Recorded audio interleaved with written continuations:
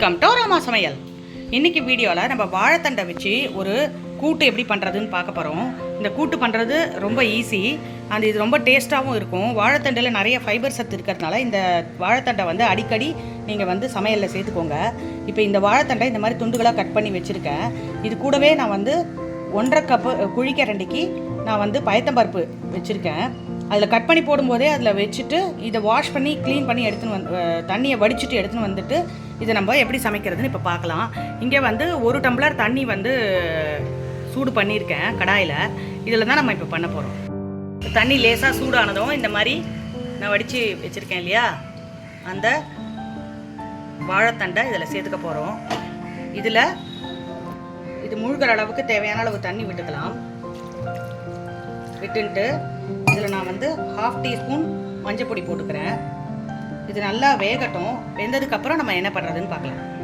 இப்போ இந்த வாழைத்தண்டு கூட்டு பண்ணுறதுக்கு நான் 4 பச்சை மிளகாய் எடுத்துட்டுருக்கேன். உங்கள் காரத்துக்கு ஏற்ப நீங்கள் எடுத்துக்கோங்க.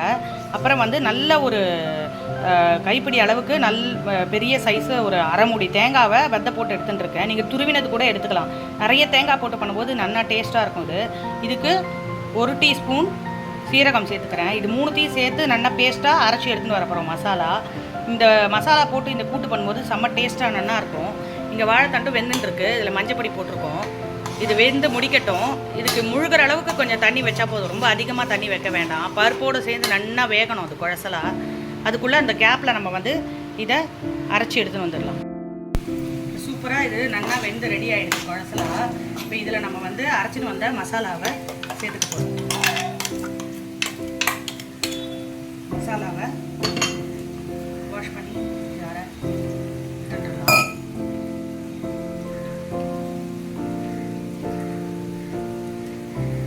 அதுக்கப்புறம் இதில் வாசனைக்கு பெருங்காயத்தூள் 1 டீஸ்பூன் சேர்த்துக்கிறேன். இதை நல்லா மிக்ஸ் பண்ணி ஒரு 2 நிமிஷம் கொதிக்கட்டும். கொதித்ததும் அடுப்பு ஆஃப் பண்ணிவிட்டு தாளிச்சிடணும். சூப்பராக வாசனையாக டேஸ்ட்டாக இருக்கும். இது சப்பாத்தி பூரிக்கெல்லாம் சாப்பிட்டா நல்லா இருக்கும்.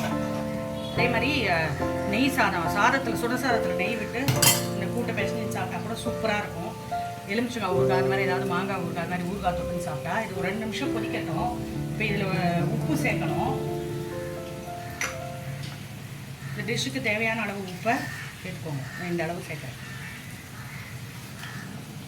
வாழைத்தண்டிலே ஒரு சில தண்டில் உப்பு தன்மை இருக்கும், அதனால் பார்த்து கொஞ்சமாக சேர்த்துக்கோங்க. இந்த மாதிரி சேர்த்து கலந்து விட்டுட்டு இது ஒரு 2 நிமிஷம் கொதிக்கட்டும். அவ்வளோதான். இப்போ சூப்பராக ரெடி ஆகிடுச்சு பாருங்கள். கொதிச்சு வந்துடுது 2 நிமிஷத்தில். இந்த அடுப்பை ஆஃப் பண்ணிடலாம். இப்போது இந்த பக்கம் ஒரு குழிக்கரண்டியில் தற்கால நான் என்ன பண்ணியிருக்கேன், தேங்காய் எண்ணெயை சூடு பண்ணிக்கணும். இதுக்கு 1 டேபிள் ஸ்பூன் நல்ல தாராளமாக தேங்காய் எண்ணெய் வச்சுக்கோங்க. தேங்காய் எண்ணெய் போட்டு இந்த கூட்டுக்கு தாளிக்கும் போது நல்லா சூப்பராக டேஸ்ட்டாக வாசனையாக இருக்கும். இதில் கொஞ்சமாக கடுகு வெடித்ததும் அதில் கருவேப்பிலையும் சேர்த்துக்கிறேன். அடுப்பு ஆஃப் பண்ணிவிட்டு இந்த கூட்டில் இதை சேர்த்து போகிறேன்.